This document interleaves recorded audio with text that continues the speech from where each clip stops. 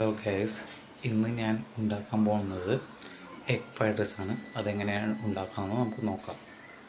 ഞാനിപ്പോൾ എടുത്തിരിക്കുന്നത് ബസുമതി റൈസാണ്. അപ്പോൾ അത് നമുക്ക് നല്ലോണം കഴുകി ഒന്ന് വൃത്തിയായിട്ട് നമുക്ക് എടുക്കാം. ഇപ്പോൾ അരി നല്ലോണം ഞാൻ കഴുകി എടുത്തിട്ടുണ്ട്. ഇപ്പോൾ തിളക്കാൻ വെച്ച വെള്ളത്തിലേക്ക് നമ്മൾ ഇത്തിരി ഓയിൽ, ഏതെങ്കിലും ഓയിൽ മതി, ഓയിൽ ഇത്തിരി ഇടണം. അല്ലെങ്കിൽ നമ്മുടെ ചോറ് അങ്ങോട്ട് ഒട്ടിപ്പോവും. അതുകൊണ്ടാണ് നമ്മൾ ഓയിൽ ഇടുന്നത്. നമ്മൾ വെച്ചേക്കണ വെള്ളം തിളച്ചിട്ട് വേണം നമുക്ക് അതിലേക്ക് അരി ഇടേണ്ടത്. വെള്ളം നല്ലോണം വെട്ടി തിളക്കുന്നുണ്ട്. അപ്പോൾ അതിലേക്ക് നമുക്ക് അരി കഴുകിയത് കണ്ട് ഇടാം. ആവശ്യത്തിനുള്ള ഉപ്പും കൂടി നമുക്ക് ഇട്ട് കൊടുക്കാം.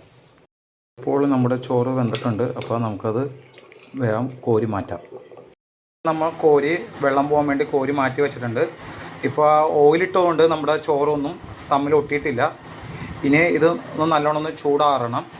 ആറിക്കഴിഞ്ഞിട്ട് നമുക്ക് കുക്കിങ് തുടങ്ങാം.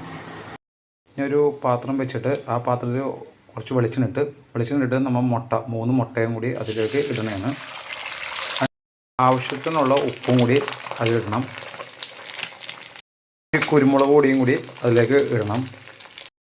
ഇനി ഇതെല്ലാം കൂടി നല്ലോണം അങ്ങോട്ട് മിക്സ് ചെയ്ത് അങ്ങോട്ട് എടുക്കണം. ഇപ്പോൾ ഇതെല്ലാം നല്ലോണം മിക്സ് ചെയ്ത് ഇത് നമുക്ക് വേറൊരു പാത്രത്തിലേക്ക് മാറ്റാം.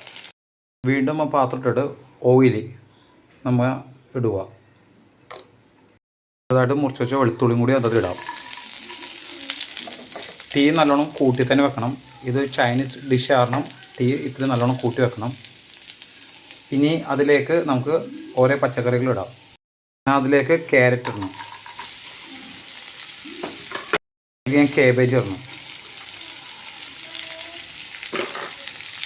എല്ലാം കൂടി നല്ലോണം മിക്സ് ചെയ്തുകൊണ്ട് എടുക്കണം. ഇത് അധികം വാടണ്ട, 1 മിനിറ്റ് വെള്ളം ഒന്ന് മിക്സ് ചെയ്താൽ മതി. ഇതിലേക്ക് നമ്മൾ നേരത്തെ മാറ്റി വെച്ച മുട്ടയും കൂടി ചേർക്കാം. എന്നിട്ട് ഇത് എല്ലാം കൂടി നല്ലോണം അങ്ങോട്ട് ഇളക്കുക. ഇതിലേക്ക് നമുക്ക് റെഡ് ചില്ലി സോസ് ചേർക്കാം. നമുക്ക് ഇതിലേക്ക് സോയ സോസ് ചേർക്കാം. അല്പം പഞ്ചസാരയും കൂടി നമുക്ക് ചേർക്കാം. നല്ലോണം എല്ലാം കൂടി മിക്സ് ചെയ്യുക. വേവിച്ച ചോറ് നമുക്കങ്ങോട്ട് ചേർക്കാം. കുരുമുളക് പൊടി നമുക്ക് ചേർക്കാം. ഇനി ഇതെല്ലാം കൂടി നല്ലോണം അങ്ങോട്ട് നമ്മൾ മിക്സ് അങ്ങോട്ട് ചെയ്യുക. ഇപ്പോൾ നമ്മുടെ എഗ് ഫ്രൈഡ് റൈസ് റെഡി ആയിട്ടുണ്ട്.